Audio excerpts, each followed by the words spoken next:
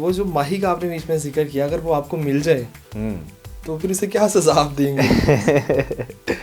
माही के लिए यही सबसे बड़ी सजा है कि अब उसके पास मैं नहीं रहा।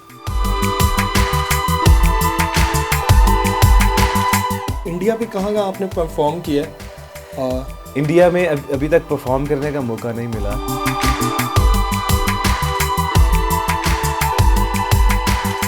नेक्स्ट डे ऋतिक रोशन की तबीयत भी बहुत ख़राब थी, मुझे अच्छी तरह याद है। तो उनके घर गए हमने डिनर किया साथ। वो जहाँ भी मिल जाए उसनू सजा देवा, जीवे तू भुला जाए मैं भी भुला देवा। एको जोगिया मेरा कम कर दे, कोई ऐसी शहज दम कर दे। एको जोगिया मेरा कम कर दे, कोई ऐसी शहज दम कर दे। मैनू ढोला याद आवे ना, मैनू माया याद आवे ना।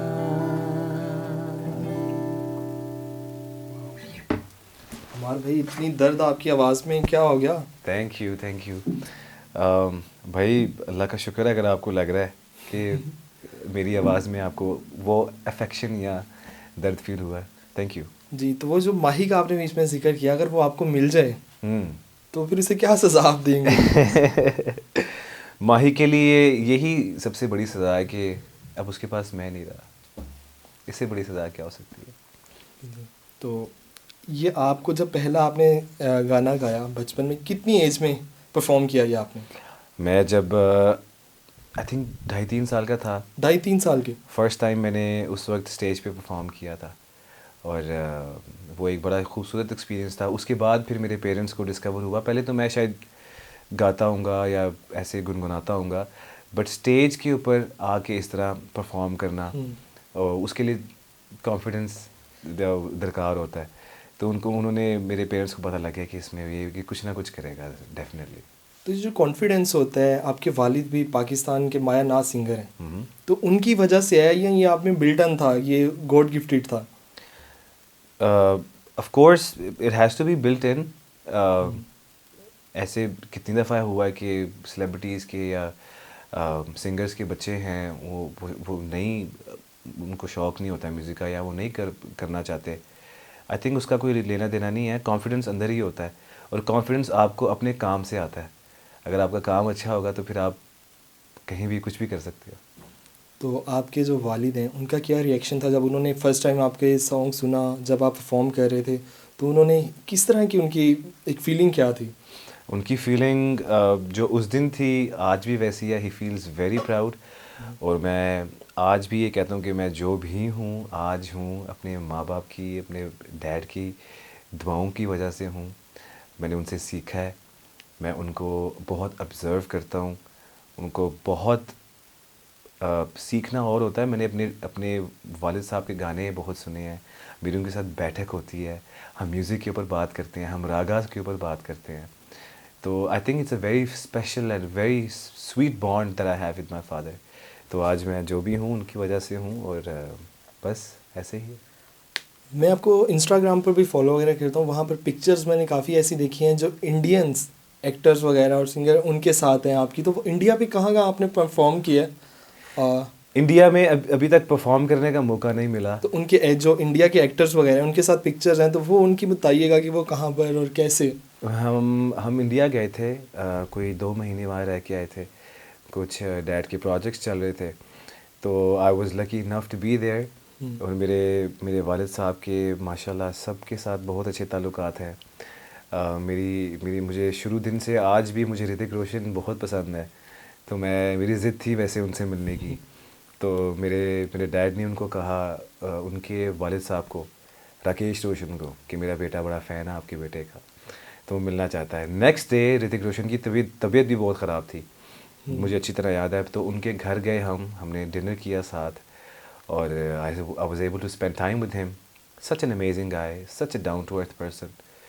तो इंडिया में उनसे मुलाकात हुई, सुष्मिता सेन से हुई, सलमान खान से हुई। सुष्मिता से याद है, वो तो आपको अडॉप्ट ही करना चाहते थे बचपन में। बिल्कुल ऐसे ही है। She really wanted to adopt me. उन्होंने मेरे गाने सुने थे, मैंने सबको वहाँ पे अपनी आवाज़ में गाने सुनाए थे। मैं बहुत छोटा सा था, तो सबकी ब्लेसिंग्स ली, सबसे दुआएं ली। तो it was a beautiful journey in India. ये सिंगिंग से हटकर आते हैं आपकी पर्सनल लाइफ में। कुछ सवाल कर रहा हूँ कि जिस तरह मैंने देखा कि आपके पास गाड़ियों की बहुत सारी कलेक्शन है, यानी कि, और आपको शौक भी। अगर पाकिस्तान से कोई फास्ट एंड फ्यूरियस के लिए आपको बुलाएं तो आप उस पर एक्ट के लिए जाएंगे? जिस तरह मैंने आपकी गाड़ियाँ देख रहा हूँ वो ऐसी ही जैसे फास्ट एंड फ्यूरियस से सारी। मैं सबसे पहले जाऊँगा। आई थिंक कोई भी ऐसा लड़का नहीं है जिसको स्पीड पसंद ना हो। आई लव स्पीड, बट मैं उस तरह नहीं गाड़ी चलाता हूँ। मतलब 24 घंटे में वो उसमें नहीं होता, फुल स्पीड पे। कभी कभी जब दिल करे, जब आपने एंजॉय करना हो। और मैं सबसे भी रिक्वेस्ट करूँगा कि भाई तेज़ गाड़ी ना चलाया करें, अपना ख्याल रखा करें, सीट बेल्ट लगाया करें। अगर खुली सड़क मिले या कोई ट्रैक अच्छा आपको मिले, वहाँ पे भगाएं गाड़ी। अमर भाई, आपकी एज में बड़े से लड़कों की ख्वाहिश होती है कि हमारे पास इस तरह की गाड़ी हो, इस तरह का लाइफस्टाइल हो। तो किस तरह कैसा लगता है जब आप एक गाड़ी में बैठते हैं? क्योंकि बड़े सारे लोगों की ख्वाहिश होती है, वो उम्र गुजर जाती है उनकी इस जगह पर पहुंचने की, और अल्लाह ताला ने आपको यंग होने पर ही सब कुछ अता किया। अल्हम्दुलिल्लाह भाई। मैं ज़्यादा इसको फील नहीं करता। ऐसे ही this is just how I grew up. ऐसे ही बड़ा हुआ हूँ बचपन से ही। तो बट ये ज़रूर सीखा है अपने बड़ों से, और कि शुक्रिया अदा करना चाहिए, अल्लाह का शुक्र करना चाहिए। अगर आपको अल्लाह नवाजता है, थोड़ा कम ज़्यादा जितना भी, अल्लाह का शुक्र अदा करना चाहिए। लड़कियाँ तो होंडा स्विक पर ही बहुत सारे लड़कों को हमने तो बाइक के कभी कोई इस तरह का प्रपोज किया हो, गाड़ी से उतरे साथ ही कोई लड़की ने रोक कर कहा हो कि इस तरह का कोई एक वाकया बताइए हमें। गाड़ी पे एक दो दफ़ा ऐसे हुआ था कि मैं टॉप डाउन करके जा रहा था फेस 5 वाली साइड पे। तो किसी ने मुझे कहा कि can I have a ride please, मैंने कहा तो भाई वहाँ सख्त लौंडा बना लगा। No, I actually had to be somewhere, तो मैं उनको नहीं दे सका राइड। आई एम सॉरी अगर वो देख रही हैं, बट मैं ऐसे नहीं देता लिफ्ट। तो अगर मैं आपसे राइड मांगूं तो चलें फिर राइड पर? चलते हैं।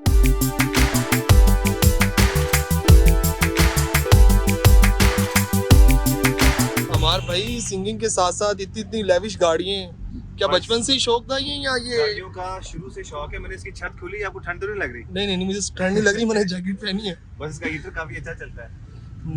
आपको पता है लड़कों को गाड़ियों का शौक होता है, ज्यादातर लड़कों को। तो उस तरह मुझे भी है, मेरे छोटे भाई को बहुत है। तो हम इस तरह गाड़ियां बदलते रहते हैं। ये मेरे पास कुछ 12-13 साल से है। 12-13 साल से है? ये बहुत तो तब आपकी एज क्या थी? तब तो आप बहुत ज्यादा ही यंग होंगे। मैं बहुत छोटा था। छोटे थे आप? तो हमने काफी अरसे से ये रखी है गाड़ी। This is like our baby.